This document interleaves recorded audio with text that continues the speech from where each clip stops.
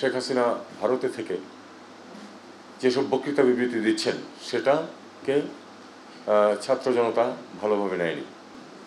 প্রথম কয়েকদিনের একটু আইনশৃঙ্খলা সমস্যার পরে আস্তে আস্তে কিন্তু সব কিছু স্ট্যাবিলাইজ করে আসছিল। এবং আপনারা একটা জিনিস খেয়াল করবেন যে এ ধরনের ঘটনা তো তখনও ঘটতে পারত, ঘটেনি কিন্তু অবস্থানটা হচ্ছে এরকম যে শেখ হাসিনা ভারতে থেকে যেসব বক্তৃতা বিবৃতি দিচ্ছেন সেটাকে ছাত্র জনতা ভালোভাবে নেয়নি এবং তিনি অবিরাম যেহেতু প্রভোগ করতে থেকেছেন তারই ফলশ্রুতিতে এই ঘটনাটা ঘটছে বলে আমাদের বিশ্বাস। এবং যদি তিনি এই ধরনের ঘটনা থেকে বিরত থাকতেন তাহলে এরকম ঘটনা হয়তো ঘটতো না।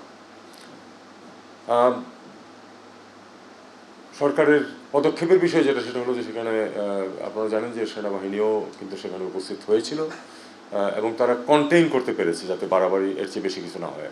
একেবারে তারা তো যখন শুরু হয়ে গেছে সেটাকে সম্পূর্ণ থামাতে পারেনি, কিন্তু এটা যাতে ছড়িয়ে না পড়ে বা আরও যাতে ক্ষতি না হয় সেটা তারা কন্টেইন করতে পেরেছে।